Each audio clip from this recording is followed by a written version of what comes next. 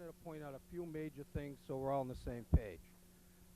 You should have received a few handouts today. If you don't have them, look on with somebody, and we'll get more at the town hall. These have been created. We're not going to start actually in the order. I think we'll leave the charter for last, because that'll probably create the most questions. What I want to talk about first is on April 29th, there was a memo that you should have received talking about town warrant articles. There's been some confusion over the years as to how things end up on a warrant and go before town meeting. Through the courtesy of the Board of Selectmen over the years that I've been here, the board has pretty much accepted anything and put it on a warrant. But this memo clears this up. There's only two ways that articles can become before town meeting. One is by petition, based on the number of citizens presenting to the selectmen a petition by 10 registered voters, and the selectmen cannot reject that. They have to put that on the warrant. My role as town council is to make sure that whatever they're presenting within the four corners is able to be voted on and is legal. If it meets those two tests, I have no say in it. The other way is by the Board of Selectmen. Now what's happened is generally the planning board, maybe the Board of Assessors, comprehensive planning, or other boards or committees have gone to the selectmen in the past and suggested warrant articles. Let me assure you, that's not going to change. You may still suggest warrant articles, but understand that the final say as to whether that article ends up on the warrant is and rests with the Board of Selectmen, both by statute and the interpretation of the charter. So that memo clears it up. The only other thing I want to say about that is when an article is going to, other than zoning articles, which are required by statute to have public hearings, when an article is going to affect either the health, safety, welfare of the public, or create a cost impact on the citizens or other people in the town, the Board of Selectmen's policy is that you should and must have a public hearing. And that will either be done under the guise of the town manager and the Board of Selectmen, or under the respective committee or elected officials. Before we go any farther, any questions on, I'm going to try to do questions on each subject first so we can handle. Yep. This memo of April 29th, that's existing policy, right? That's state law. State law. And policy. This is not meant to be a change, this is telling us. It's defining what should have been clear over the years. That's Exactly. correct. Thank you. That's correct. And that's taken right from the law as well as the charter. So in practicality, with this present board as they're constituted and they've advised me, things won't change as a matter of policy, but we need to make sure that you're clear as to what will end up eventually happening. Any other questions? Okay. So keep in mind that that's that. The next one I wanted to talk about is executive session. First, let's back up a minute. Under the open meeting law, every single board, bureau, committee, commission, elected, appointed, or constituted under either the charter or a state law is subject to the open meeting law. That includes an ad hoc committee. If the Board of Selectmen decides they want to appoint a committee of 5 people to beautify the town center, they're subject to the open meeting law. If the planning board appoints a committee under their authority to look at scenic roadways, they're public meeting law. What happens is you then must post your meetings a minimum of 48 hours before the meeting. You must designate where the meeting's going to be, the time, and a general agenda of an overview. You don't have to get specific. Once you open that meeting, you must take notes and keep minutes, and those minutes must be made public when they are available for the public. That means that if the meeting notes are not approved or put into a form after that first meeting, they're still technically not public, but at some point they're public. The best rule of thumb for every board, bureau, commission, and bureau is everything you do is public. When in doubt, do it in public. You can never be criticized for doing something in public. Let's talk about, before we go to executive session, let's talk about emergency, because we had a situation recently with one of the boards which handled it very good and we resolved it. An emergency isn't you forgot something. An emergency isn't budgetary. An emergency reason to go into an emergency meeting, thereby waiving the 48-hour notice, is to affect the life, safe, health, welfare of the public, or to take care of an unforeseen, unreasonable, unplanned for, or unwarranted situation. Then you can call the meeting immediately and do your business. The law, however, states that you must constitute at the next available time a public meeting and readdress that issue in a public meeting. You can deal with your problem, get it solved, but readdress it next in a public meeting. Whether it's an emergency meeting or a advertised meeting, you must keep minutes. Executive sessions. And by the way, as a footnote, the chairman of any committee or commission or anything, when in doubt, contact me. Contact the town manager or Dale or me directly on those questions before you make a mistake. Also, make sure you don't have meetings on election days, national or state holidays, Saturdays or Sundays, or any other time where the government is not conducting business. You can't do that as well. Okay? Executive session. Under Mass General Laws, and you should have a handout again, it's a two-sided thing. If you don't have it, we'll make more copies, they'll be available. There's only certain ways and certain times that you can go into an executive session. I'm not gonna read every one of them, but you should definitely read them and become accustomed to using them. When in doubt, stay in the public section. Government is for the people, not for the individuals that are assembled for meetings. Make sure that you understand, however, when you are going to deal with someone's character or reputation or deal with personnel matters, you, as a board, do not control whether or not the meeting is public or private. The individual or individuals affected have the control. You must provide them adequate notice. You must provide them an opportunity to be heard, represented by counsel, and they choose whether or not the meeting will be kept in executive session or public. For example, if I worked at Department of Public Works and there would be a disciplinary hearing and I received a notice from Jim Lefter and the town manager to appear before the selectmen at a hearing in 2 weeks, I have a right to A, come with counsel, and B, to tell them it's not going to be done in executive session. That's my call, not their call. Any questions? Yes. Related to posting, posting a public meeting, does it have to be in the town hall and in the newspaper, or No. just in town hall? It has to be minimally at the town hall on the bulletin board for the purpose of the general public. We also have a couple other posting places, I believe, at different times. With minimum, it's outside the town clerk's office. Advertising is public hearings, and you gotta differentiate. When there are requirements for either zoning hearings or planning board hearings, maybe a board of assessors hearing on the tax rate, those would then have to be advertised in a paper of general circulation.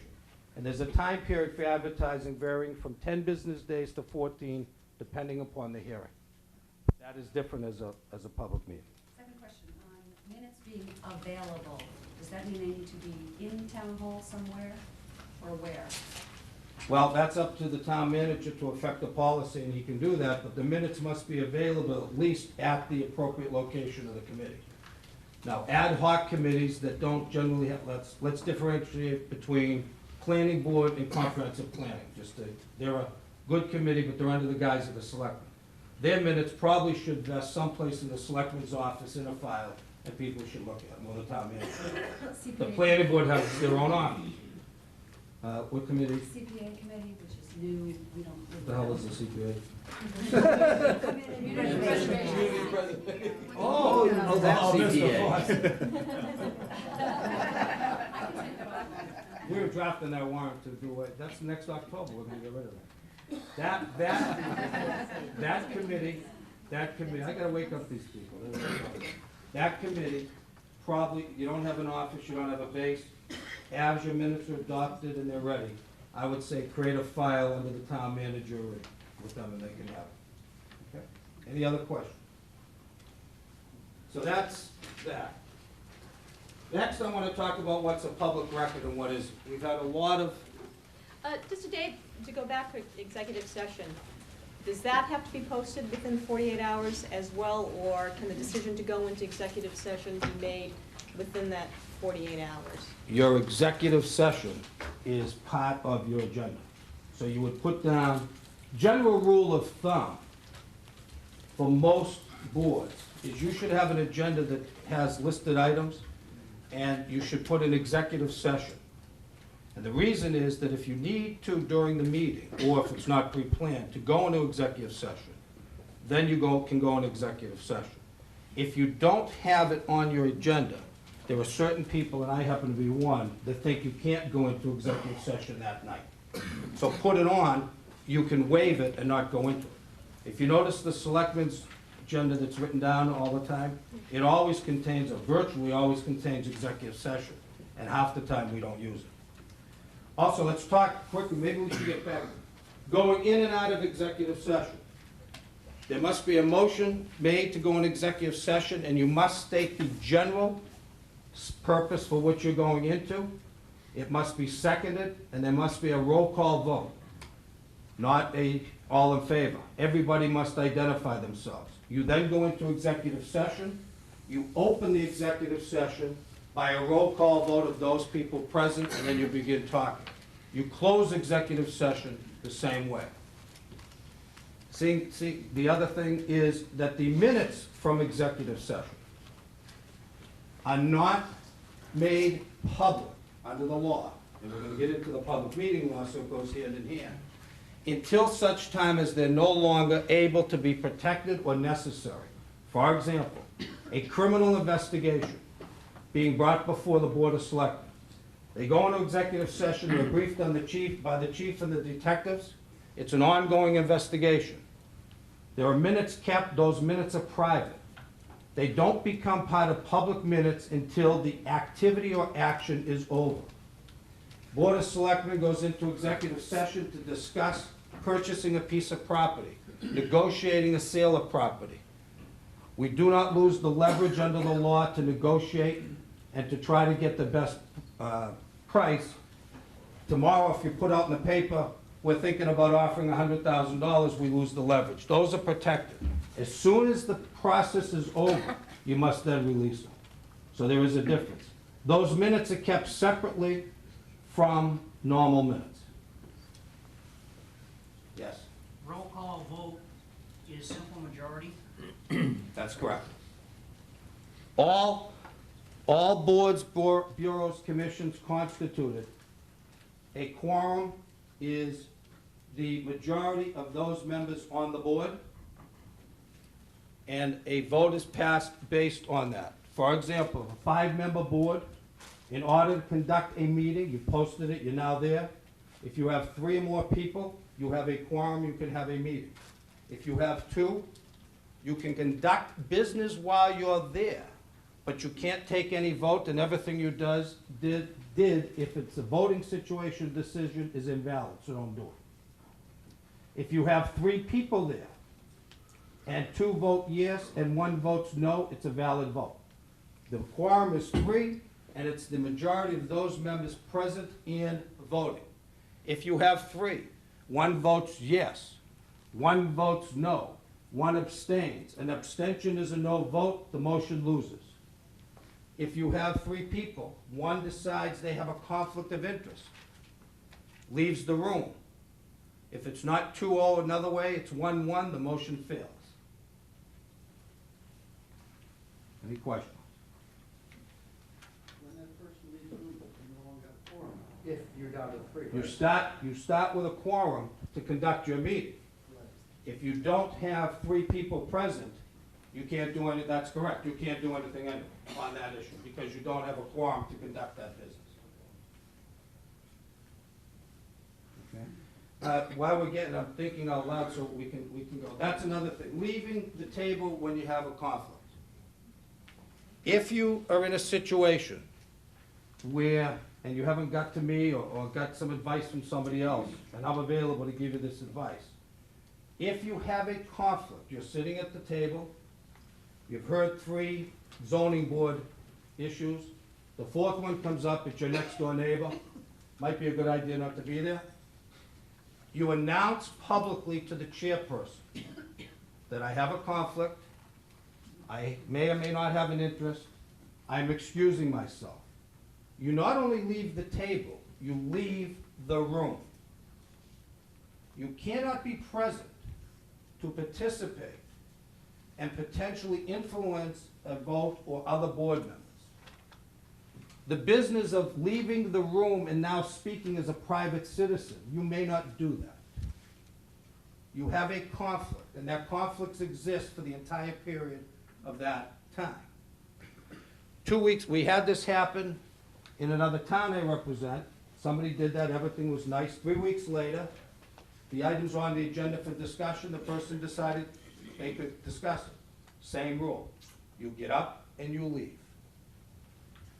All right? When in doubt, you're better off not acting than acting. Any questions?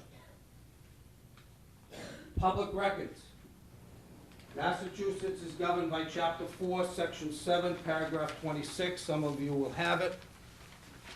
It follows also the state records, the federal records law. It's commonly referred to Freedom of Information.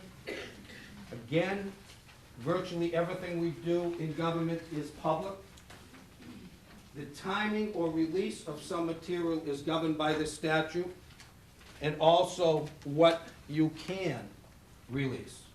For example, there are certain statutes that specifically exempt information from being released.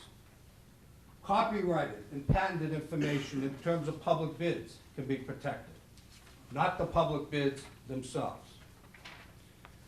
Your personal work file, if you're doing a project and you're writing several drafts of a memorandum, the personal work product in that draft can be private. However, if you submit the draft to someone else, and from that draft, the final document is made, that document has been ruled by case law to be public as well. Now, I will deny this outside of this room, but the message is, once you create a document that is in good final form, keeping a lot of copies around is not a good idea of your drafts and other stuff. Okay? Also remember, doodling and thoughts while shaving, or maybe inappropriate comments on pieces of paper that are left around in an office may come back to bite you, so try to avoid that. Any questions about that? When you have it, now here's the other thing, the general rules. You have, a person can get information both on a written or oral request. If it's readily available, and it's information that's easy, Board of Assessors, somebody walks in and says, I want to see the tax record for 128 Jones Street, the law requires you to comply as soon as possible, if not immediately. If the information is not readily available, or there's a question as to whether or not it's public, you have 10 days from the date of receipt of that request. You also have the right to ask someone to put that request in writing. There's recent case law where someone has challenged that, but the law has been defined as, the reason you want it in writing, and you say this nicely as service, because I want to make sure I give you the right information. You're here to help people. You're here to give them the right information. Ask them to put it in writing. When in doubt, you send that on through the town manager to me, and we'll make a determination as to what's public, what isn't, when it becomes public, when it doesn't. General rule of thumb, if there's not an exception, then it will be released. Okay? If it involves anything to do with a court case, a court complaint, a challenge to a planning board, ZBA, Board of Assessors decision, you shall not release that information unless it comes through me. If we're in the process of defending the town, I need to know what is being out there. If it's a criminal issue, I work with the police on that, whatever they give to a defense attorney. If it involves the town side, we get copies as well.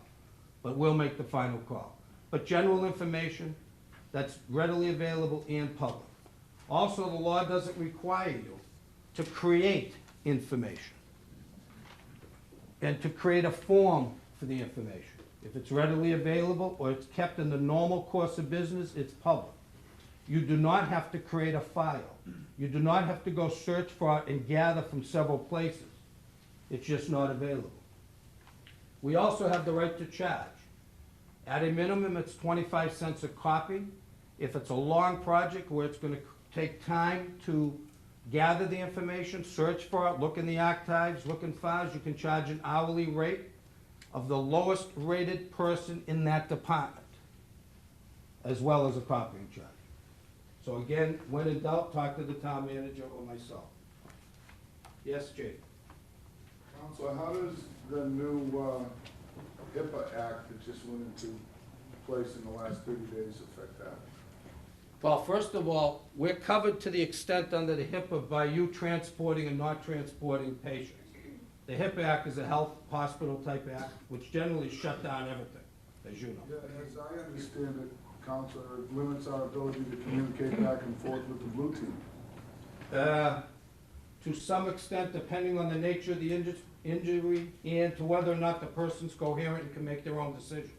And without proper releases, yeah, you would be hindered. Yeah. Yeah. But you also have one other duty that overrides that. You have to save the life and provide that care in a normal way to provide that life and avoid the liability on the other end. I'm just concerned, I mean, I don't think there's an accident that we go to today that within 30 days we're hearing from an attorney requesting information, so. Right. Now, with respect to that, you would gather that information, you would give it to me, we notify the insurance company, the file is given to the insurance company, and either on occasion that they select us or from their other pool, then they deal with it. At such time, though, you give nothing out until it's clear. The HIPAA, by the way, provides for not only general penalties, but individual penalties. You are individually liable. If I might suggest, Mr. Manager and Council, I think we ought to develop a policy specifically that speaks to the HIPAA Act, just to cover all. You can have that on my desk next Wednesday, I'll look at it for you. As a matter of fact, I can. Any other questions, Chief? Not tonight, Council. Okay, well, the next one is, we have a electronic communications policy that was created some time ago. This one you should definitely make sure that you get a copy of, and you will have to sign for it as an elected, appointed official or appointed to a committee. First and foremost, the computers or the data machines or the fax machines for the various departments are government property. They're not your property. Anything that you disseminate or use over those machines is the property of the government. It also is public property. This goes hand in hand, which we're going to talk about again, is Chapter 268, the Conflict of Interest Law. Being an appointed or an elected official, as most of you know, and most of us have been in government for years, is not all what it's cracked up to be. And you should not expect any unwarranted privilege over anybody else in the community. by having access to certain equipment. So if you are in the town hall and you're there for a meeting, at the end of the meeting, you stay on a computer because you're using it, and you decide that, you know, this would be a good time to respond to my emails regarding my construction business, you are violating the law. You're violating the policy, but that's the least of your problems. You're violating 268A, the conflict of interest law, both by direct conflict and appearance. You're subjecting yourself to both criminal and civil penalties. If anybody offers you something that you might want, don't take it. Okay? Just don't take it, and don't use it. You must use it for official business in your capacity only. That's stamps, stationery, papers, pencil, electronic equipment, cars, snow blowers, shovels, anything you might have access to that is government property, you cannot use for personal gain or personal preference. So with the electronic policy, it goes one further. It tells you who owns it, the data, and how it is. But as the Board of Selectmen know, you can't have meetings over the electronic policy. For example, if one member of the board writes to another member, or all members, and says, at our next meeting, we should discuss the scenic bylaw. And everybody responds and says, yes, fine, not a problem. Put it on the agenda.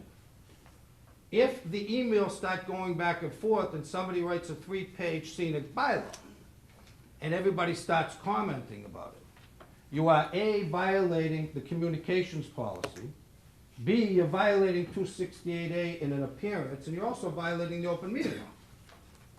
So in a nutshell, you've got about 3 problems, not the least of which is the open meeting law. Doesn't mean you can't communicate, I will attend the meeting. Mr. Chairman, Madam Chairman, please put this on the agenda, things of that nature. Limit your discussion and contact to those matters that would be directly able to be done over the phone and not business matters. Make no decisions, have no discussions, and no comments. You could get yourself in trouble. And those documents are public record. Any questions? Yes. What if it's collection of information from the other members of the committee to put into summary for discussion at the next meeting? Well, what you first do is, at a meeting, you talk about it in public. Then they nominate you to gather the information. And you say that in 2 weeks, we're gonna talk about this further. I would like everybody to send me their ideas. They all send you their ideas, it's not back and forth and there's no communication. You print out all those ideas, you bring them to the meeting, you discuss the meeting, and that package becomes public. Okay? That answer the Yes, question? it And that gathering information is fine because it's gonna sit. You've announced to the public for which it's gonna be, and you're not having a dialogue in a meeting. The real key is dialogue, back and forth dialogue in meeting. In other words, we're gonna vote on something next week. So I type you and say, what do you think? I think I'm voting it down. You write it back. Now we get somebody else, and before you know it, we've got the 5 people on the board registering their votes. Why are we having the meeting? That's a problem. Also, let's talk the next point about those meetings. You cannot have a meeting that's not posted and governed by the open meeting law whenever you have a quorum of your particular committee, unless it's by chance or unintentional. So when you have a committee that decides at an open meeting that we need to further study something, and you want to put committee members on it, forming a subcommittee with other people, make sure you have, if you have 5 members, make sure there's no more than 2 of your members on that committee. As soon as you have 3, you've now had a new committee, and you've still got your committee meeting. So you gotta separate it. So have it 2 or 1 even, to report back. Okay? Questions? Let's talk 268A, the conflict of interest law. Under section 23, it's the worst section of all the law. And again, I'm not gonna sit here and read the law. There are open handouts and packages that the town clerk has made available to a number of boards and stuff. Again, we will have packages over the next several days. They're thick and long. But section 23 is really the best one. Because section 23 says, in a nutshell, whenever you do something that gives the appearance of conflict, you're in trouble. You do not have to have a direct conflict to be in trouble, just the appearance. If you attempt to influence a vote or a person when you announce yourself that you have a conflict and walk away, but you go up to a fellow board member and say, "That's my neighbor, what a great guy, help him out." If that board member who hears it likes you, you're okay. If that board member doesn't like you and calls me, you got a problem. The one area too that I have joint jurisdiction, if you will, and cannot control, is people have a right to go directly to the State Ethics Commission. And when they go directly to the State Ethics Commission, and we find out about it later, and you become the subject matter of an investigation to which you didn't ask me first, then you have problems. The state conflict of interest law covers both a civil and criminal penalties. Now, I want to say something very publicly. I've been here, I said 10 years, it's actually a little over 9. I have never worked in a town that has better volunteers and better dedicated people per se when it comes to trying to do not only the right thing to what you do, but follow the law. We have not had one situation of all 9 years, other than an electronic situation, where we've had a problem with any outside entity, and in particular 268A. That's not because of me, that's because everybody out here. You should be proud of that. Other towns, every week. If you follow me at all, as some of you might do, one of my other jobs, I'm the special counsel in the town of Hanson, and I'm responsible for having 3 people indicted on 22 counts of conflict of interest. I helped write the statute, I know a little bit about it. Here, the last thing I worry about, but I have to tell you, those times that there may be a conflict, or you may think, 10 years ago, I worked for somebody.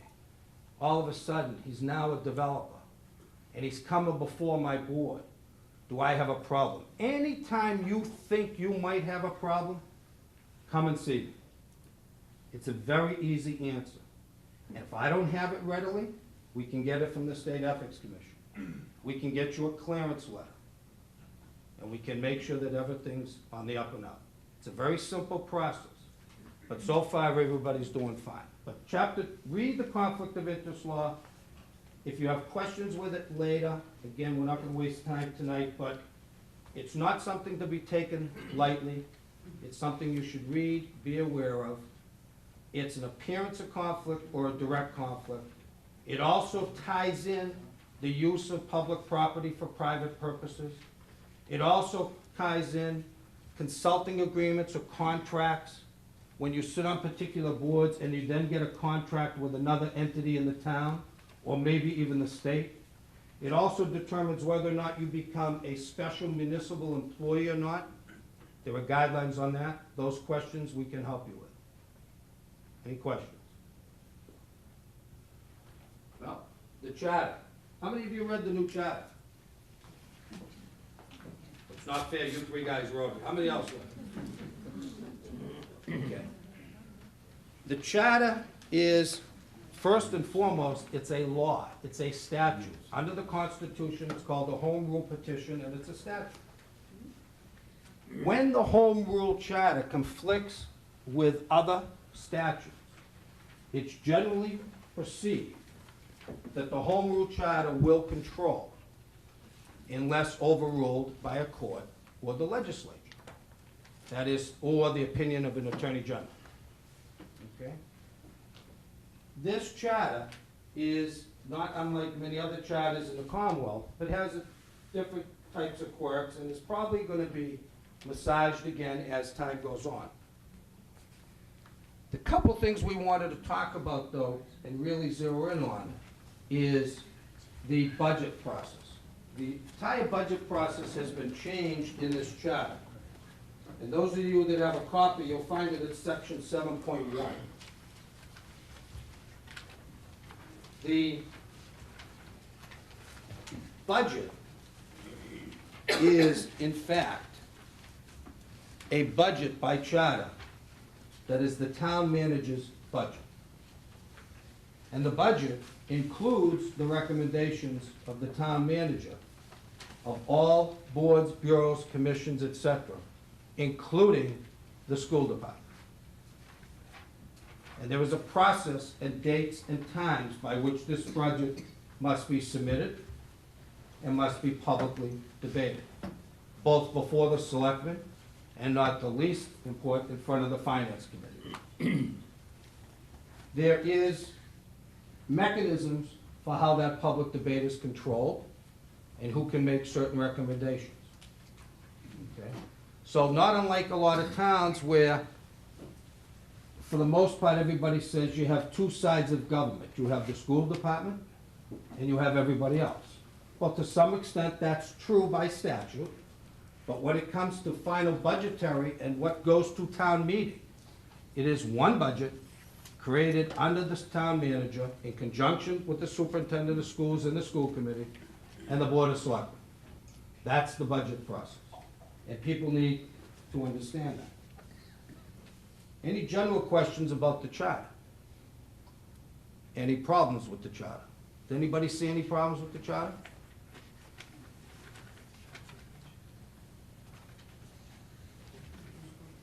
You have a question? Charter's on the town's webpage. Okay?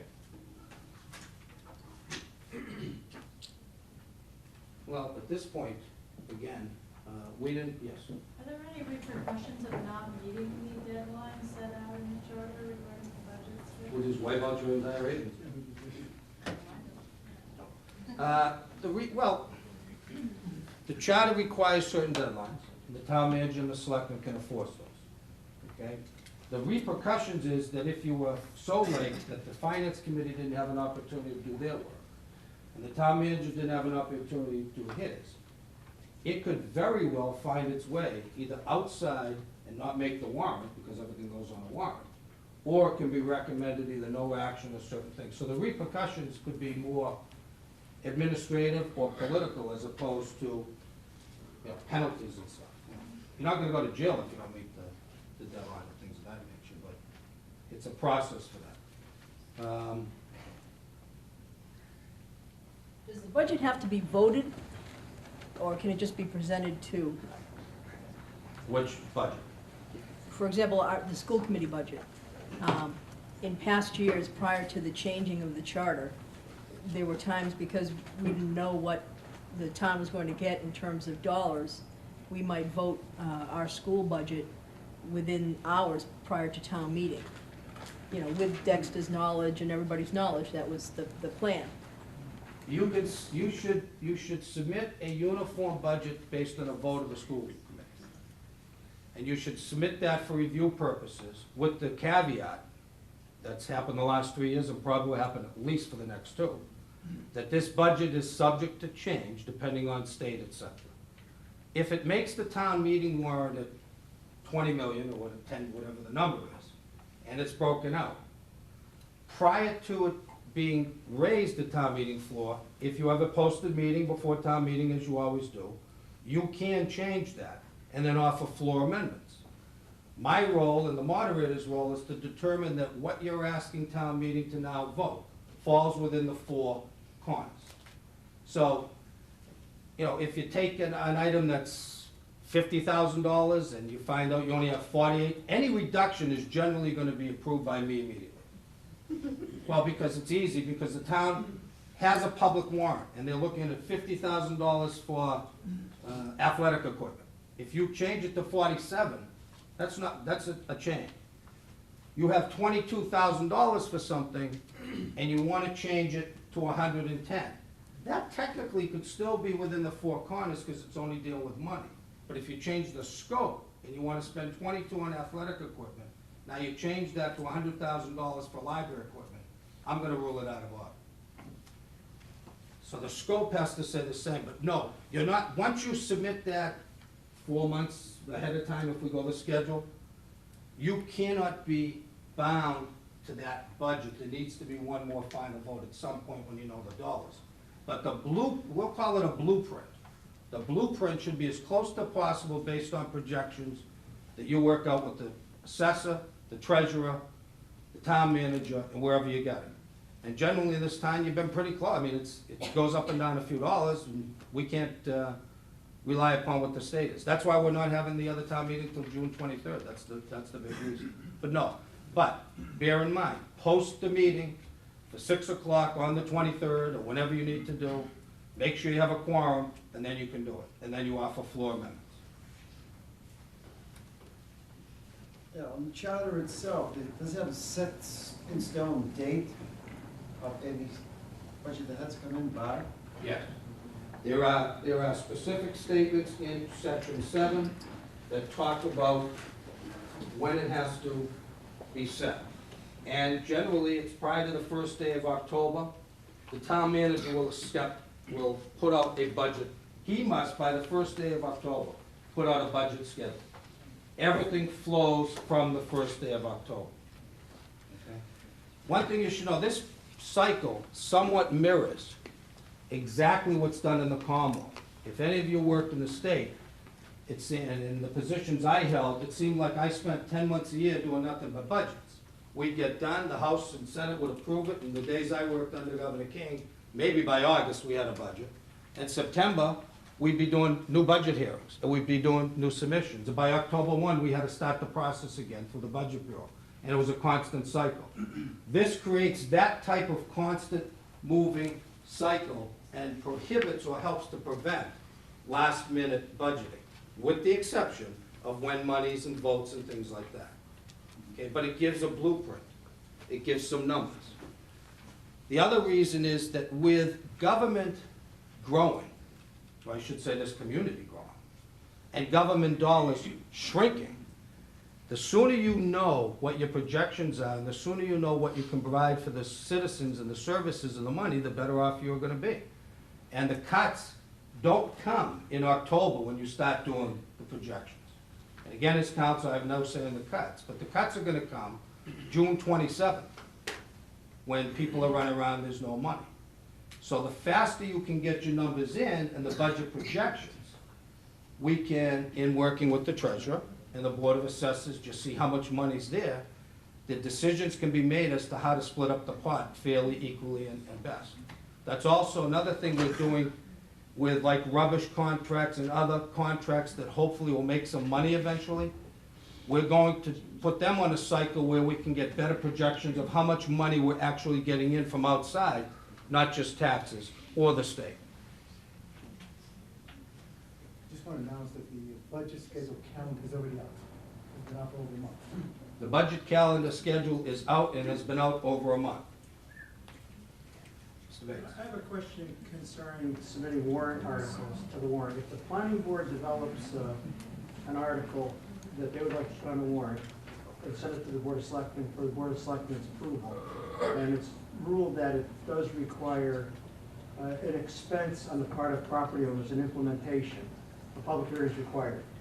Who's responsible for conducting a public hearing? Planning board or Board of Selectmen?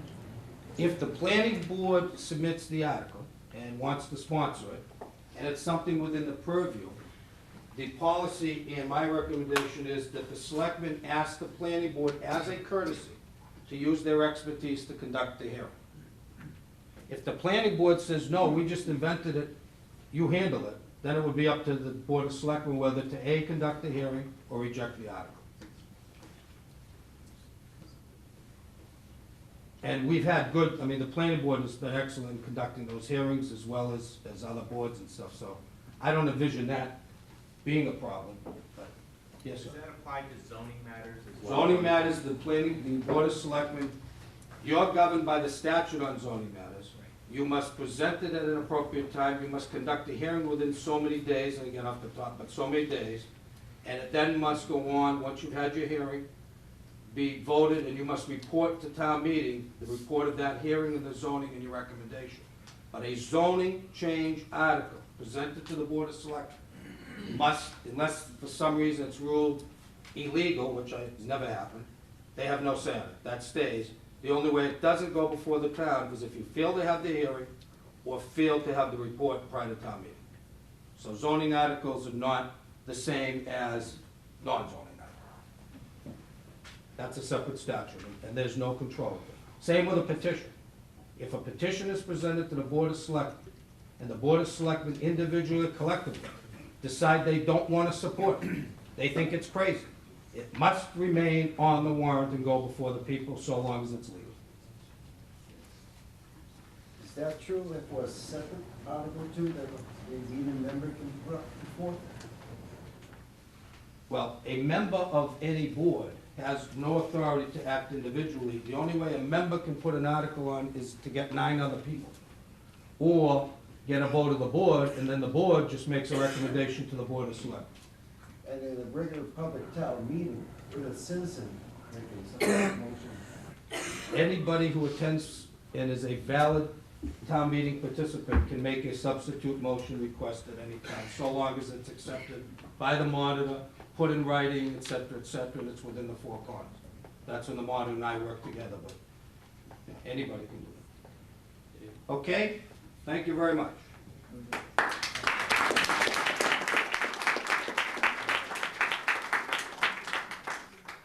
you very much, Mr. Thomas. As usual, he's very well spoken. We'd like to take a 10-minute break now. Let everybody stretch their legs, and I'd like you to know that courtesy of the conference center, there is refreshments outside the door. You can take it, it's up. Euphorically when he talks about this debt. I think our purpose here this evening is in keeping with, I will somewhat paraphrase what Will Rogers once said. And what he said was, it ain't what we don't know that's the problem. It's what we do know that ain't so that's the problem. And so we feel that perhaps a little education in terms of the reality of the numbers. Maybe it's worse to some, not as bad to others, but if we're all on the same page with the numbers, we're all headed in the same direction, that may make it somewhat easier for us. Budgets are up 70% in the last 5 years. Debt has quadrupled. Water and sewer up 88% and 112% respectively. These are numbers that I gave at the budget hearing for the selectmen, if they sound familiar. State and federal mandates and requirements are increasing. The fixed costs, insurance, debt, retirement, trash, utilities, are really putting the squeeze on us. And not just locally here, but that is a problem with all of our friends and neighbors as well. On the income side, taxes represent 71.88%. If you look on the in the annual report that was distributed at town meeting for the fiscal year 2002. And these numbers that I'm giving you are not in that nice little packet. Clark works for a bank, he can afford to do those printouts. I saved a lot of money for the town by not doing these handouts for you. But the numbers that I'm saying, it's the process that's important, not the specific numbers that I use. Taxes represent almost 72%. Excise is 5.7%. Commonwealth of Mass in the last year represented 17.65% of the total revenue stream. Those 3 items make up 95.23% of our total income. And when you look to the rest of it, building permits, interest income on, when we used to get interest income, you remember the good old days when you got 3% and you thought, wow, that's terrible, and now it looks good. Who wouldn't kill for 3%? That and the ambulance and all of those pieces represent a percent, less than a percent, in terms of the total income that comes into the town. You can double every fee that you've got, and you'll only increase your total income by 4%. So we're not going to be able to go there in order to acquire the kind of wealth that we're going to need to continue to fund programs if we're going to continue to approach the percentage increases each year that we've done for the last 5 years. The salad days are over. There's no denying that, and I think everybody realizes that. But it's how do we survive the descent into hell that we're headed towards? If you look, the legislature in their infinite wisdom has given us, with 2.5, a mechanism to increase each year.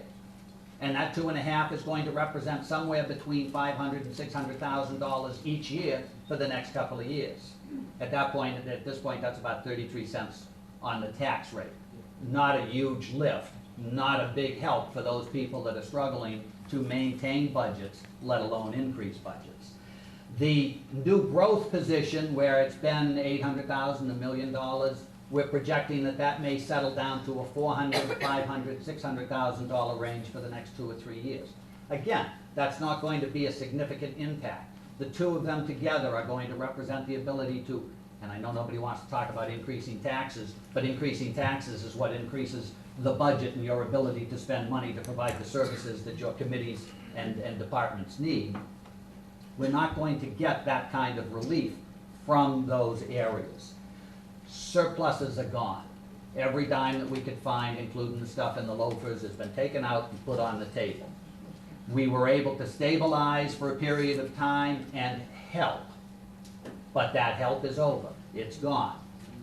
Now, why do I paint this gloomy picture? Number one, it's the truth, it's reality, it's what we're looking at. You need to know that. We're not making it up, we're not massaging the numbers, we're not manipulating the figures. We're all looking at the same numbers, and we're all seeing the same bad picture.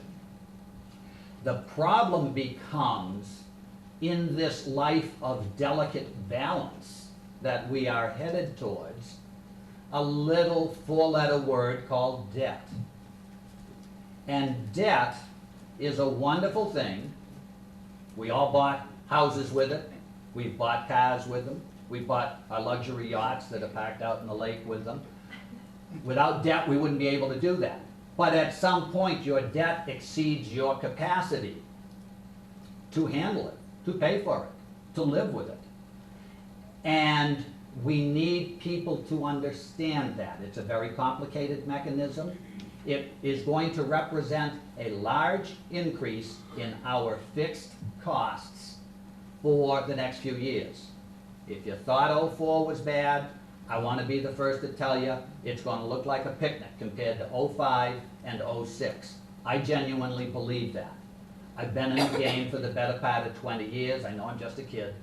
But during that time frame, I understand the impact, and I don't see any way to avoid biting this bullet at this point. So with that, I think it's incumbent upon all of us to have as clear an understanding of how debt works. You fly now and pay later, we're at later. And whether it's under the cap, included in the budget, whether it's excluded from the cap through the mechanisms of 2.5 and a debt exclusion, it is still going to come out of your pocket. Whether I take it out of your left pocket or your right pocket, it's coming out of your pocket. And it becomes a real determinant in how much the market will bear. So there's no way to dress it up, there's no way to make it look good. It's an ugly picture.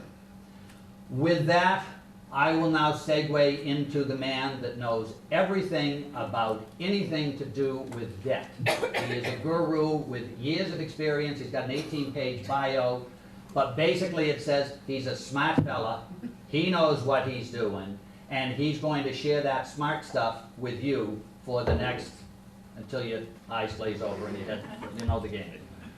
Clark Rowell.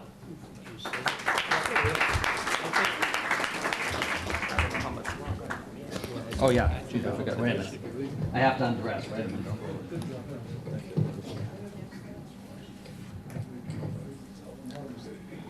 Yeah, you're fired. Is this okay? Can you hear me? Yes. Excellent, okay. Can you hear me? Let me start with, not only, I've known Dennis for a long time, we've both been in business a long time, and I've known him in Westbrook. And he's not afraid to admit it. What a great guy. Not only did you get a good treasurer, you got a very entertaining one. It's usually it's a Collectors and Treasurers Association meeting, and somebody doesn't show up, and they're like, what are we gonna do now? Dennis. And he's also been known to give a famous impromptu speech on lease purchases, if you remember. That was quite impressive.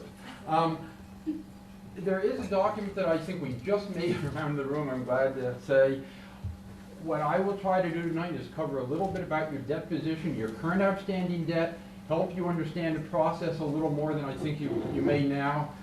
Talk a little bit about some of the strategic issues as we plan all the debt that you do have authorized and not yet issued. And ultimately, and probably the page you're most looking for, you will find most important to look at, is the one that when all the projects are added on, what the impact's going to be on the tax rate. So let me start, if you turn to the first page, and I obviously realize you're not going to be able to see these on the screen up here, but at least you can follow them on the page as I point at sections of it. This is a description of all your outstanding debt. This also happens to be an excerpt from an official statement, from a note sale that you folks will be doing in another few weeks. So what you're looking at is actually what is presented to the investment community. It is dated, as you look in the top line there, June 2nd. That's when the notice of sale will be distributed. And you'll see in that first line, outstanding as of June 25th, that's when you'll actually take delivery of funds. The top part of that, all this in here is your outstanding debt. And down here, we have the notes, and we haven't filled in an amount yet because frankly, Dennis and I have not yet determined exactly how much you're going to be borrowing. But this is the figure for your current outstanding debt as of the end of June, approximately $33 million. And as you may suspect, the three major components of it are for sewerage, for schools, and for water. The breakdown here is what's called inside and outside the debt limit. You're going to hear inside and outside referred to used with two terms, the debt limit and the levy limit. The levy limit is the one we'll spend more time on, it's the more important one. But in Massachusetts, there are statutory debt limits that have to be followed. If you turn to the next page, here's another real document. This is the first page of two here. That is a statement of your statutory debt limit. When a town authorizes debt, amongst other things, it needs to present to bond counsel how you stand relative to your statutory debt limit. And that's what this document does. Again, it presents all your outstanding debt. It happens to be doing it as of October of last year, and that is because that's the last time you authorized debt. When the statutory debt limit is measured, it is as of the date of authorization. And in that October date, the biggest item that's authorized was the school. Again, you'll see something, well, in this case, a little more than the $33 million. This is a little more. Last October, you've paid down some debt since. The more interesting part of this particular exhibit is the lower half of it, the authorized unissued debt. These are authorizations to borrow for projects that have not been done that have not yet been borrowed for. And the interesting fact here, which is the one that we will spend some time on, is this bottom figure here. You folks have approximately $74 million of debt yet to be issued according to the authorizations that are on the books. Now, it's important to realize of this, you have about $12 million for sewerage purposes. Dennis and I do not know precisely how much of that will be needed, whether if bids come in very attractively, whether some of that will be rescinded. You have almost $12 million of new building projects. The biggest pieces in there are the town hall, the library, and the senior center. You have the school issue, the approximately $42 million, and then you have a small amount of that outside the statutory debt limit, water. Water is typically outside the debt limit. But this is an important page, and we will come back to it again. And if you look at the next page, just to complete the story, and something that is important to say, this is the end of that document. You will see, according to this particular statement, you folks are over your statutory debt limit. That should not worry you because it's an easy way to deal with it. But in Massachusetts, towns can borrow up to 5% of their equalized value for inside the debt limit purposes. This is suggesting with the school project, you've exceeded that. Now typically, school projects have pushed towns over their statutory debt limit. What happens is the statutes also allow for you to issue up to your double debt limit with Emergency Finance Board approval. This is a common problem. Dennis and I will be going to the Emergency Finance Board and asking for that flexibility, and they, have a bunch of different towns who've gone in for that purpose. There's no problem with that. They realize this is a problem. The reason you haven't seen this as a problem historically, because school projects in the good old days had the authorization and the project commencement associated very, very closely to receiving first payment of the SBAB reimbursement, the School Building Assistance Bureau reimbursement, the grant support.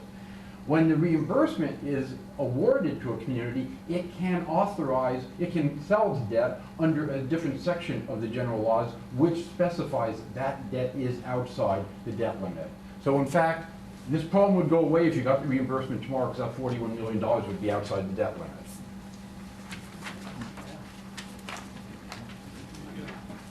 The next page is a statement of the debt service payable on the levy-supported debt. Now, I took these figures from Dennis, particularly to compare to make sure our figures match, and others some very small differences which we'll figure out. These numbers, I know exactly where all these numbers come from. This is only levy-supported debt. As you notice, you had large amounts for water and sewer purposes. The assumption there is, and my understanding is, the policy has always been that debt would be supported through the rates.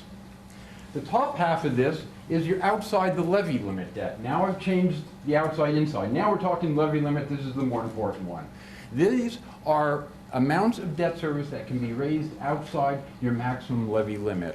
And thus, for example, in 2003, you could raise $1.5 million almost outside your levy limit, except, of course, that is the debt service that's before the offset of the SBAB reimbursement, so it was a much lesser amount.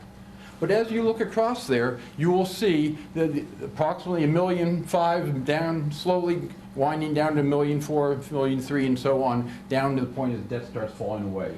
This can all be raised outside your levy limit. The bottom part is the inside the levy limit.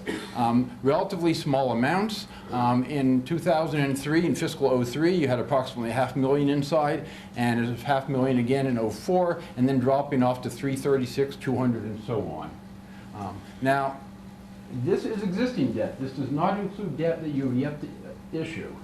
I make several comments relative to this particular, because this, to me, this is very instructive when I first look at a community. There's a bunch of points here. One is virtually your entire inside the levy limit budget is operating purposes. And it's not difficult for me to come to the conclusion, probably you folks too, that virtually every major project hereafter is going to be excluded Prop 2.5. Otherwise, you're not going to be able to force that debt service inside your levy limit.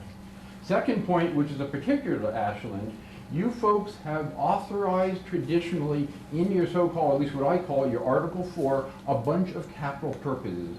Short purposes, small purposes, they amortized over relatively short periods. But for a couple of years, those have piled up, and those are now required to be amortized through a permanent borrowing. Those will put a tremendous amount of pressure in 04 and 05. Actually, I'm sorry, in 05 and 06. And you'll see these multi-$100,000 figures that will have to be forced inside the levy limit. We'll get back to that. And yes, sir.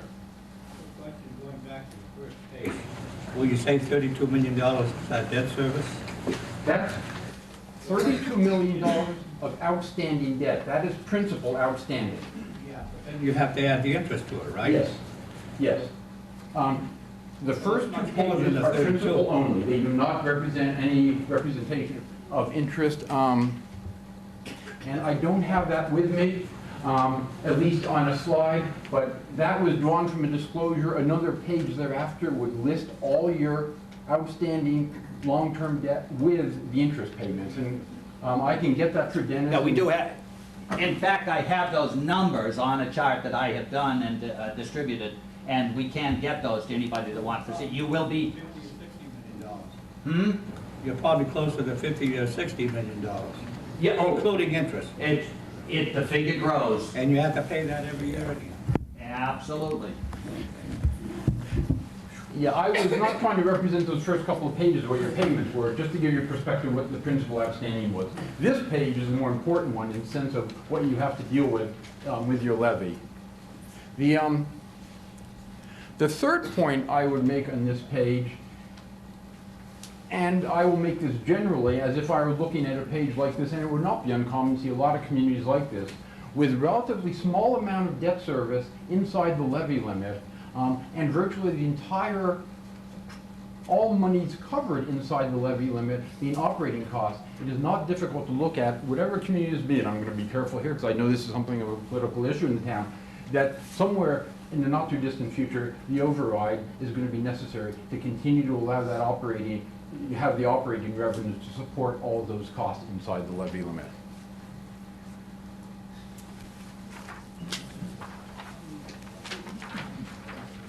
On this next page, I'm just going to talk very quickly about the borrowing process.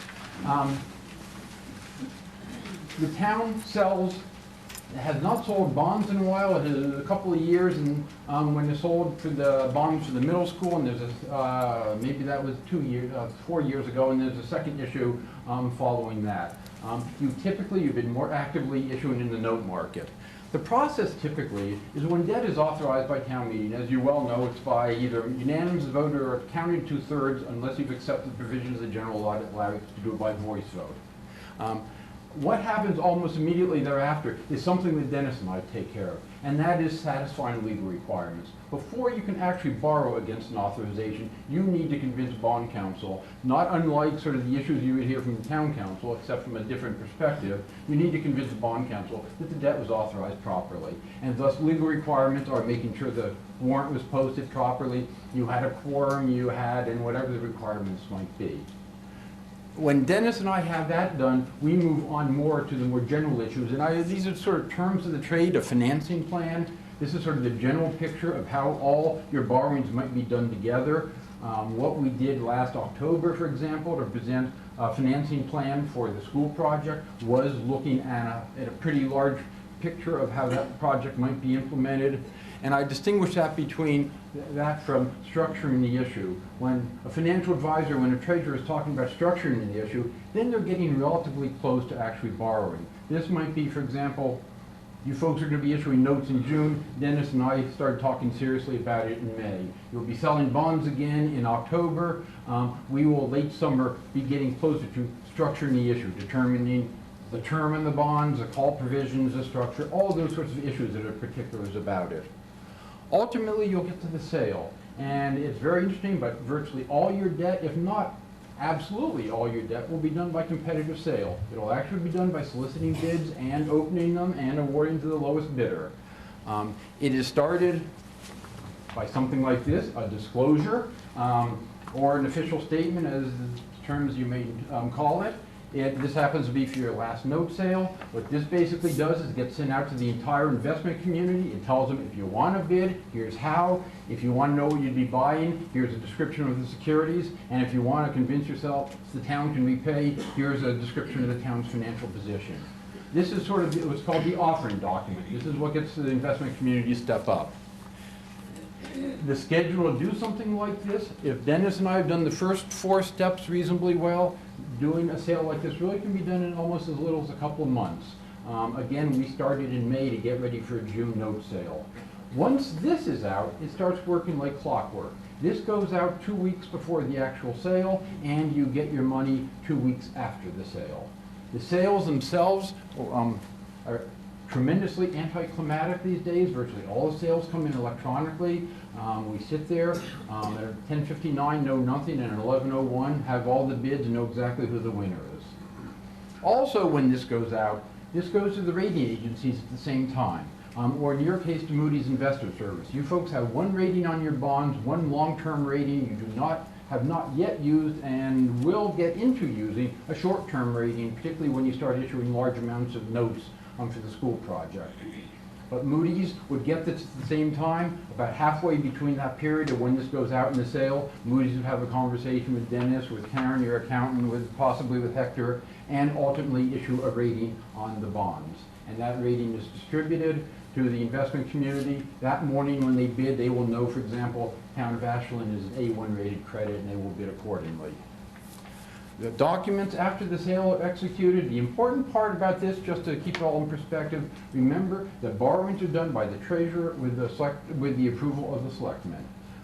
Once debt is authorized by town meeting, unless it's rescinded or somehow found to be an invalid authorization, those are the people that have the control over the borrowing and the structure. Oh, I'm sorry, thank you. I was just going to ask if you could explain the rating process itself.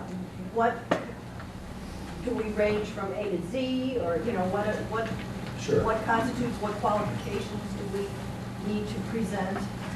What are our credentials, et cetera? Okay, let me start, and there are two major rating agencies that rate bonds in Massachusetts, Standard & Poor's and Moody's. You folks use Moody's. Each have the general same categories of ratings. Moody's has what's called BAA, which is the lowest group of investment grade ratings, A, AA, AAA. S&P, just for comparison, has BBB, A, AA, and AAA. Moody's uses 1s, 2s, and 3s within the categories. S&P uses pluses and minuses. An A1 is a solid credit. You folks should be pleased with your credit rating and should work diligently to hold it. The A category generally is probably the widest group of ratings amongst all issuers, but an A1 still is a very solid credit. If you historically look at what the rating agencies would talk about, and in fact, there's a page in the last Moody's report's included in this handout, so if you want to read it, it's there. If you historically look at what the rating agencies have looked at, there has been some, there seems to be some discipline exactly how they attack issues. I think, though, rather than tell you too much about that, I think the more important thing to know is in this particular borrowing environment, the rating agencies are looking at very differently, very hard at other issues or at particular issues. Knowing the state is in the position it's in, knowing the state aid is being dramatically cut, knowing the economy that both affects state revenues and local revenues, they are looking, and you folks should take this to heart because this is something they will be focusing on when they talk to Dennis and Karen. They'll be looking at your levels of reserves and your ability, as you draw those down, to reasonably be expected to rebuild them. And secondly, they'll look generally at your operating flexibility.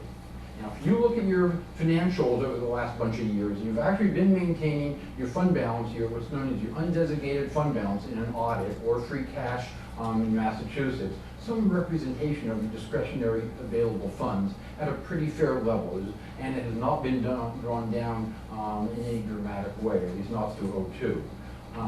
What you haven't done, which is interesting though, and that's the way you'll find the distinction between Ashland and a lot of other communities, you haven't built up what a lot of people have built up money, and that's in the stabilization fund. And at some point when we talk more about this, I will, sort of from a financial advisor's perspective, G-Town, all else being equal, I wouldn't mind seeing you begin to put money in the stabilization fund. That would be something that would be good to do. And could improve our rating? Well, that's what, I mean, do they look at how many parks we have, how many children we serve through our school system, or is it strictly all the money side?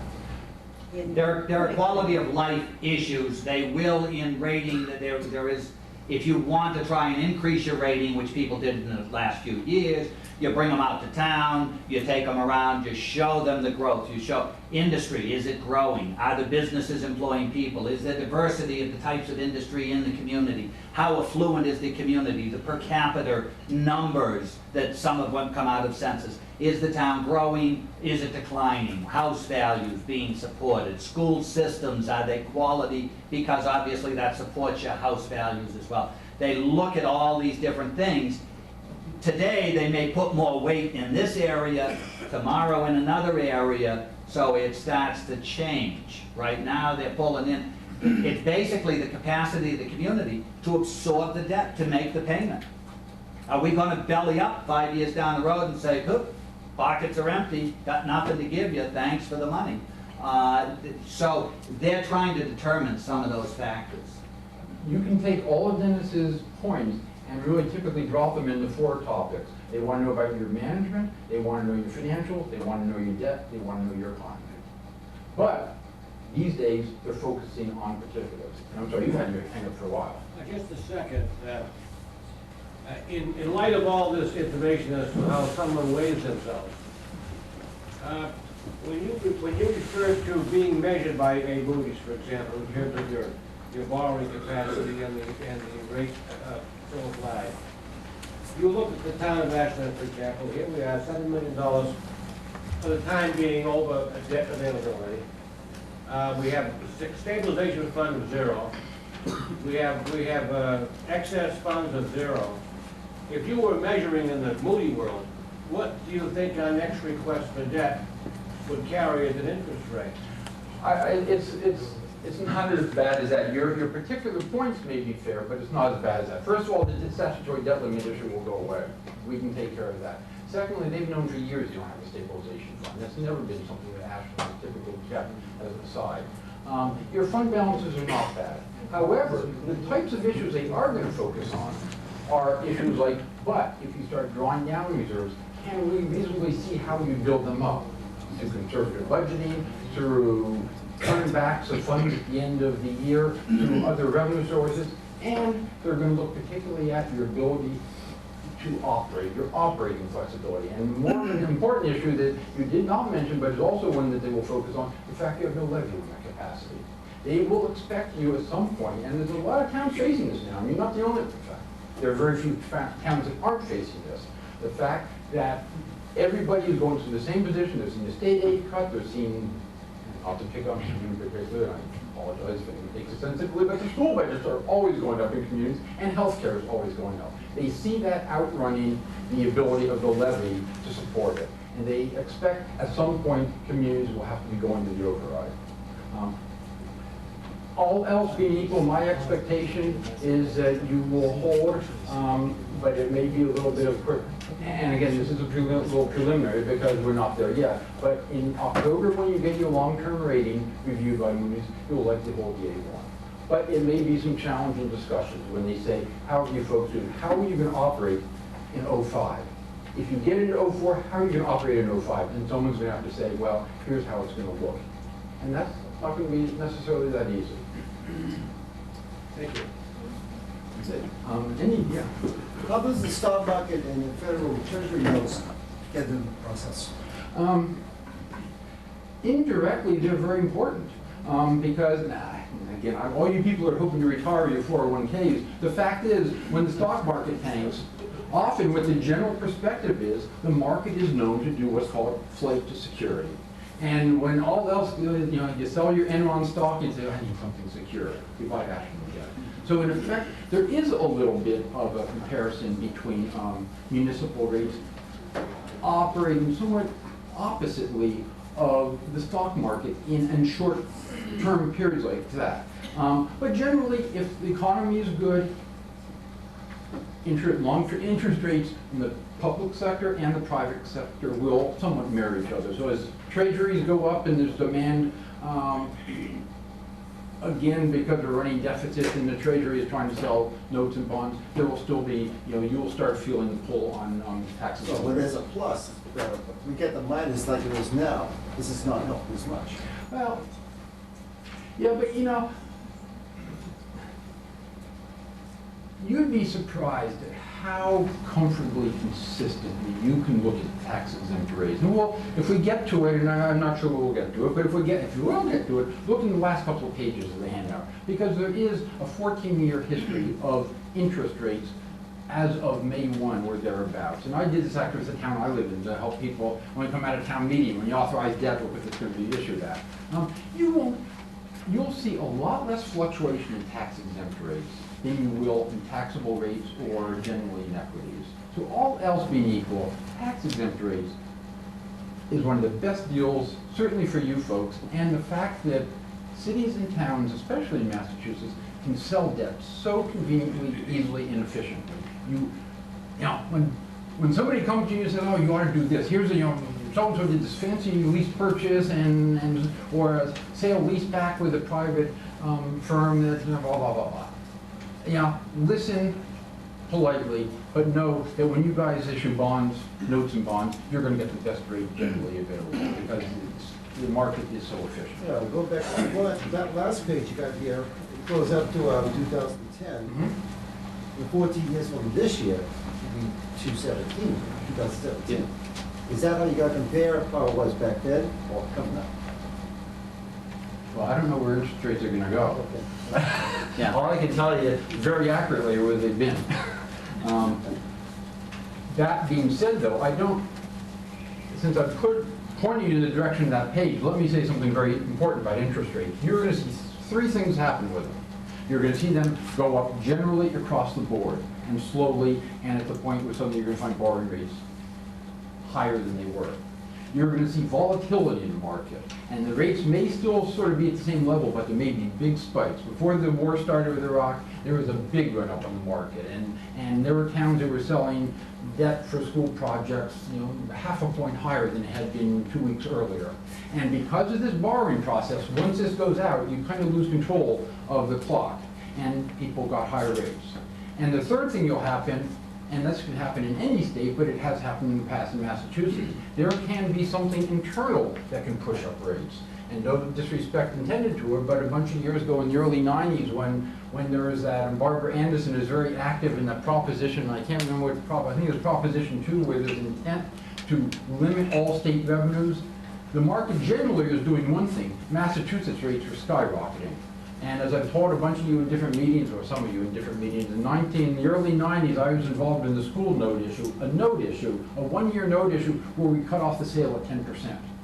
That was primarily because of the, an aberration in the market. So keep that in mind. You look at that last page and see how low interest rates have been. They will come up eventually, and they will do other quirky things that may affect your borrowings when you do get to that point. So we'll say adjustable, but it won't stay set in stone. I don't think they're going to stay this low.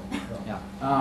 Clark, can we just, we'll have time for some more questions, but he's got some more material that we need to cover. The baseline is we're at historic lows with the interest rates. This is an excellent time, may not be an excellent time to invest, but it's an excellent time to borrow.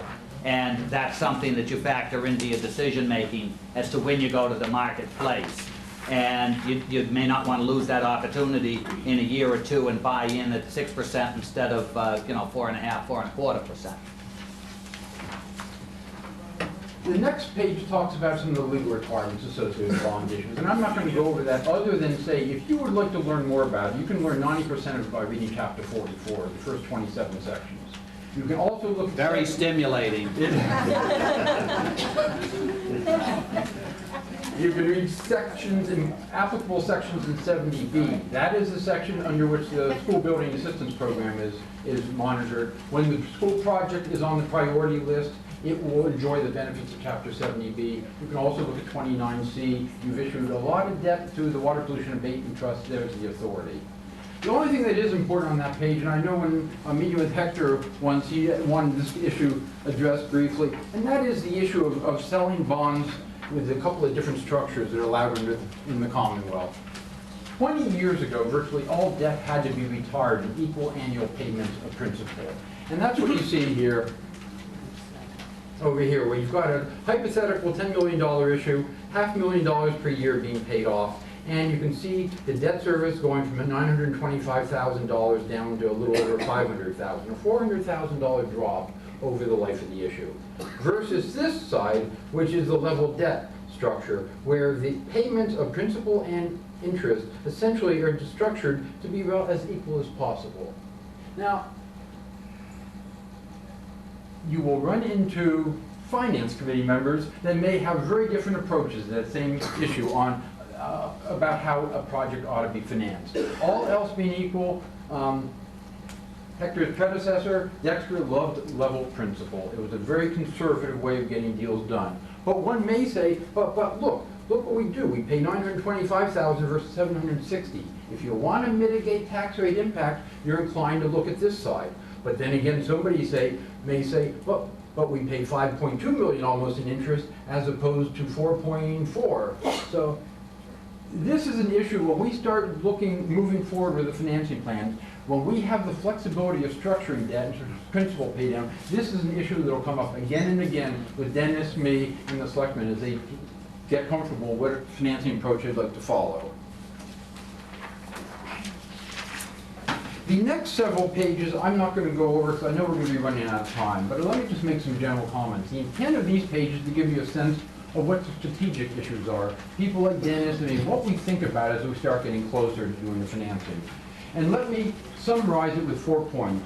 One, doing financings like this is a judgment call. There is no one right answer. And if any one of you say, well, how should we do the school project? And that's certainly been an issue. I will give you different perspectives. My judgment, I'm still very comfortable with what was presented at town meeting, but it is a judgment call. Two, especially where you folks have so much debt authorized but not yet issued, you can't address debt without looking at it all together and how it's going to fit together. Three, and this goes particularly to department heads who are, some of this debt is going to be supported in libraries, library, schools, senior center, town hall. The most important, one of the most important building blocks to doing a good financing plan is having a good cash flow. A statement as to when your project's going to start, getting from your contractor or your architect if your contractor isn't selected, a representation, an accurate representation of what the draw on funds is going to be. That's how people like Dennis and I say, you should borrow $5 million, you should borrow $7 million, you should borrow nothing. There are tax law consequences if you overborrow, and that cash flow helps avoid those. And finally, and this is a term that has just got institutionalized in Massachusetts, with so much debt being authorized outside, being approved, excluded from Proposition 2.5, you get to the issue of managing the tax rate. You look at what you folks have, approximately $50 million of debt authorized, excluded from Prop 2.5. There's no easy way to say, I see how we're going to fit that in and no one will even feel it. It is going to be felt. The idea is to say, how is it best incorporated into our levy? How is it best passed on to the taxpayers? And that's something that's very important for people like me when we structure debt. In particular, for example, with the school project, representations are made on town meeting floor. We project it's going to be this much on the average house. It is important to operate and see that as a constraint, that all else being equal, we try to honor that and not go above it. And that will be the issue of managing the tax rate. Keeping it, if you promise everybody we can do all the projects in town, $2. Do our best to keep it in that. The other issue, of course, of managing the tax rate is coordinating debt service coming on outside of Prop 2.5 with potential overrides. Because obviously, you put two together in any one year, and you may find a pretty dramatic effect on the tax rates. All this being equal, all this being said, let me go back now to that page 11 in your handout, but it's really the bottom part of that statutory debt statement. Here is all your authorized unissued debt again. And this time I broke out all the buildings separately. And in fact, this is a little bit of the, real situation. As I broke it out, I said, gee, now how did recreation fields get in? They should actually be in a lower, different category. It doesn't matter. Both are, in either case, they are issued inside the debt limit. But that's if you see recreation fields there, it's not a building. I've also listed over here on the right side the potential sources. Water and sewer, the expectation is going to get paid from revenues, from sewer services, sewer and water revenues. And your major projects, your library, senior center, and so on, being excluded from Prop 2.5 and being paid outside of Prop 2.5, the money being raised outside your levy limit.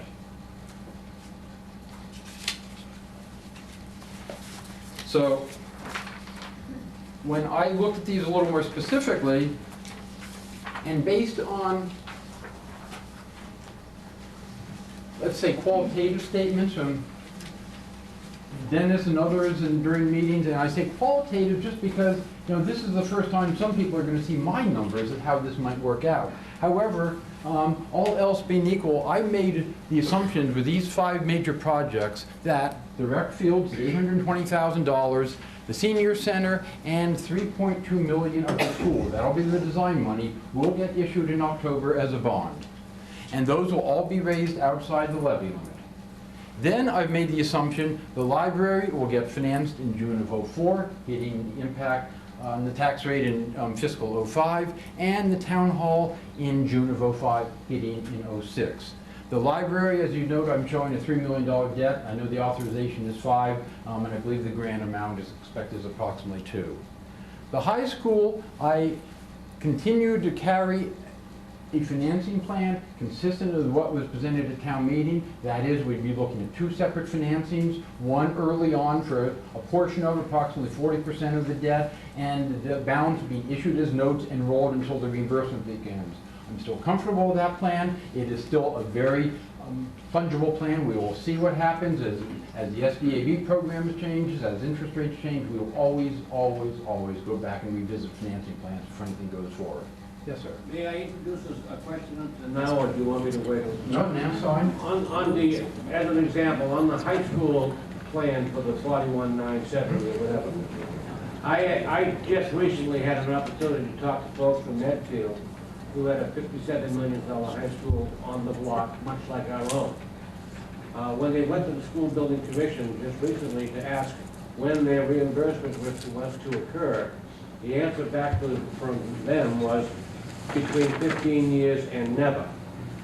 So, Medfield went out as a community and they decided to bond their project in anticipation someday of a reimbursement so that they could eliminate principal and interest immediately. Is that a situation that may face this town as well? It's a situation which I will present to the town as an option you ought to consider. From one end of the spectrum, and these are the extremes. At one end of the spectrum, you may say, I don't know if we're ever going to see any money. Let's go ahead. Now, I sold town of Longmeadow bonds last week at $355. I mean, 20-year debt, level debt structure, $355. Just, how can you not do it almost?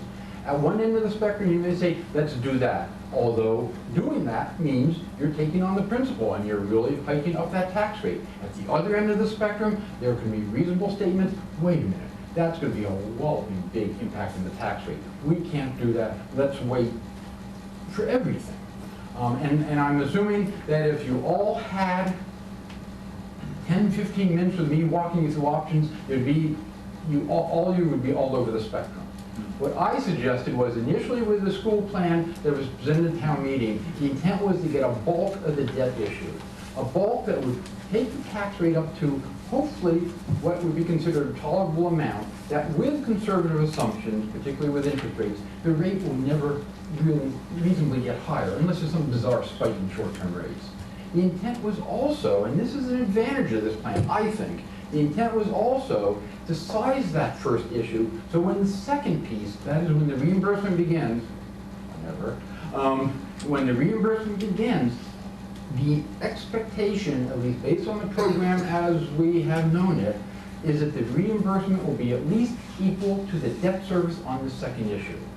So that means that 20 years of the first issue, 20 years of the second issue. But that second issue basically falls away because the reimbursement equals the bonds. The intent in that plan was to say, hey, here is a manageable plan on the tax rate, you're locking in a bunch of your debt at good rates, and basically you're able to look at each other in the eye, or another town meeting member when the next capital project comes up, oh no, school's under control. We've got a 20-year plan and we're following it. Now, all that being said, I'm not saying that is right, that is my judgment. There still may be others. Town of Lexington sold $70 million of bonds for its projects. I worked with the town of Westford, $60 million of authorization for school projects. We put 40 in place, that's 2/3. I worked in Douglas, we put approximately 40%. Oxford has sold all its debt for its elementary schools, not waiting for the reimbursement. There's a lot of different opinions. And it's something, though, that we will visit and revisit. And we will do what-if scenarios for all of those different choices and discuss them in a group to try to come to consensus what may fit us. Again, I go back to the fact, you wait a couple of years and the market starts to go up, are you better or worse? How long is it gonna be? Everybody's in the same boat, waiting for reimbursements. Is that something that is a foreseeable 15 years down the road? Are they going to have to deal with that at some point because of the pressure on all these communities? I don't know. But we're gonna try and factor in and do a best guess. You look at a permanent borrow that may be under 4%, and we say, no, we're gonna roll over $40 million for the next 10 years waiting, we can be paying 4 or 5 or 6% a year on those pieces while we're rolling it over, or permanently get into debt that may be 6 or 7% instead of 4% because we chose to wait.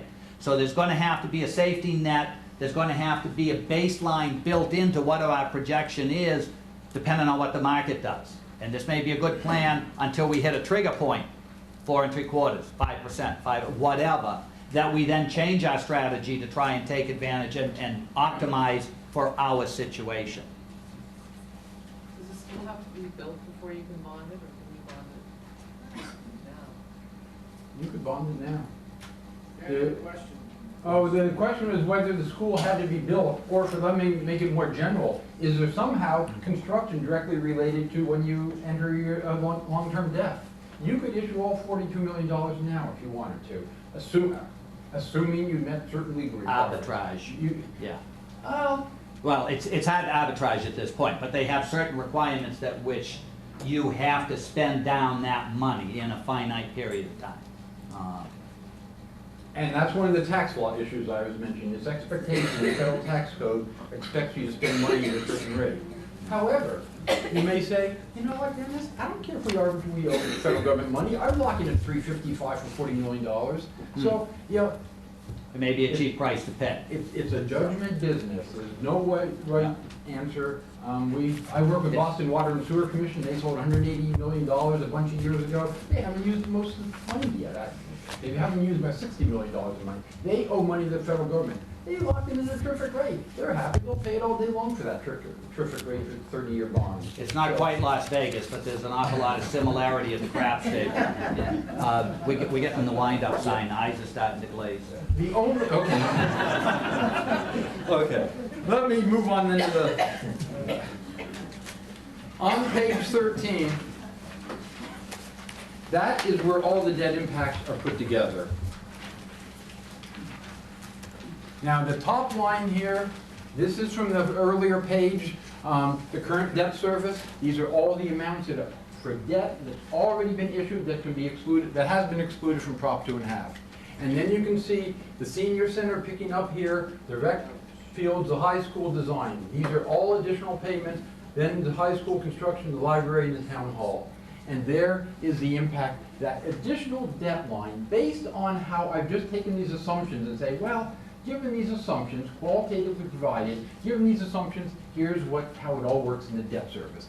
And you can see in '04, relatively little impact, but in '05, a good jump, and in '06, up to about 3.3 million, and then it leveling out there. Now, and I might just add at this point, to put it in perspective, it takes $1.7 million to raise $1 on the tax rate, based on your current assessments. As value goes up, that number will go up. So at 5.4, you're looking at a $3 increase on the tax rate. Over or under the levy limit don't make any difference. It's $3 on the tax rate. Well, now wait a minute. It's $2 in the tax rate because the first line members already. Well, okay. Rate. Yeah, but the total of debt to the tax rate. It's not necessarily a new $3. Right. Yeah. $2 new.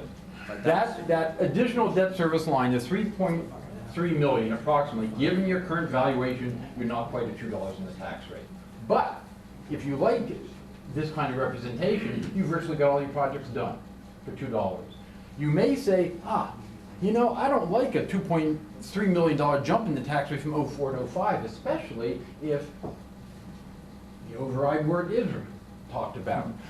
You may say, can you push it up a little more in '04 so we can sort of build this up? And that's sort of the issue of managing the tax rate. You may purposely say, let's put more in '04. Originally with the school plan, we did have more in '04.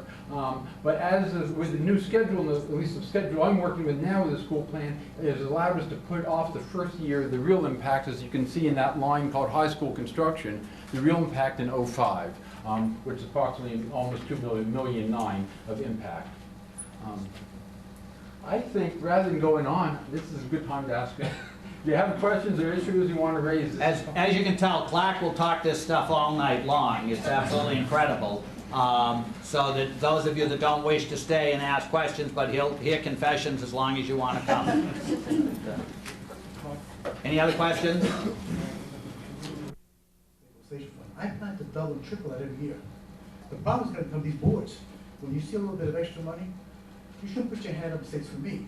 You should put your hand up and say, let it go into a stabilization fund so we can begin to finance. Because in '05 and '06, we're going to come up with $4 million extra to pay for these bonds. If our growth is going down, our cutbacks continue to come from the state. It's got to come from somewhere. And an override is very nice, but an override is another tax again. So I think you have to be very careful. So again, that's just comments that I'm making. I'm not trying to shift anything, but my experience has been that you always have a stabilization fund. The other thing I mentioned to a couple of groups is you do not create a capital project. I think I said that in town meeting last week, and I'll say it every year. You do not create a capital project without a revenue stream identified. That is suicide, because that means you're leaving it up to the market or somebody politically to make that decision when you don't have the revenues in place. You always identify, and I'll do that in my capital project. This year, you know, the CIP was several $million. I cut it down to $168,000, because we can't afford to finance cars and typewriters to the bond market. It's absurd. You've got to finance it to large assets. So I think you have to be very careful that you begin to build this bond, and that there's going to be cutbacks, and there may be layoffs in the future. I said this to all the unions. This is not an easy picture. We made it by this year. We may be the only town that gets bond without layoffs. Service levels have not been reduced, and generally we're able to move forward. But that's just this year. You know, a lot of blue smoke and mirrors. Next year's going to be very, very difficult. So again, I plead to you to be as thrifty as you are with your pocketbook. The government should set aside. In most states I work in North Carolina, it was 4% was required that you put away. I was a county manager. We had 8% when I got to, when I left, and 12%. Because we knew we were going to be performing roads and a lot of schools. We were very far behind schools. So we were ready for the market when it came. Thank you, sir. A couple of quick comments. One is I agree with Hector in the importance of the undesignated fund balance. Moody's, the rating agencies will always look at your reserves.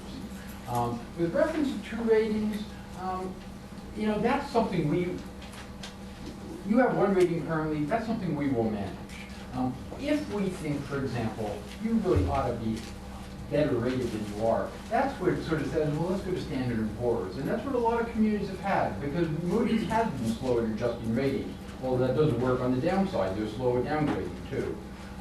If you were issuing massive amounts, and you know, if you had $25, $30 million of notes outstanding at a time, that's enough that really it would justify having 2 ratings on the notes, because they're relatively inexpensive, and in the business, it generates a couple of extra basis points in the actual bid is paid for many times over.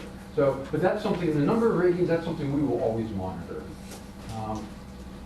And I do encourage you to start a stabilization fund. The town of Oxford has almost $3.5 million in a stabilization to support the tax impact of its high school project. Douglas has about $2.4 million. There's a lot of communities that build it up, particularly to support the impact, the uncontrollable impact of the of school projects. You folks, obviously, it would take a while perhaps to get up to that point, but I do encourage you, if you're able to, begin to think, gee, maybe we ought to be putting some aside. Any other questions? Other than the capital question, what's going to happen with the sewers and the pipes and everything?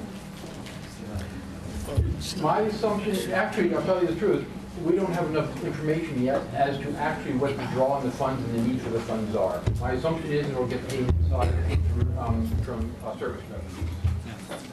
Thank you for your rapid Oh, we have another question. One more time. Hold it, pause, and the request for autographs. How are the operating expenses of the new school going to affect the budget? I mean, we haven't included that. But again, this is strictly a focus on debt. This is not a focus on the total budget process. I alluded to, you know, fixed sources of income coming in, fixed costs increasing. That's the challenge. If we can figure out how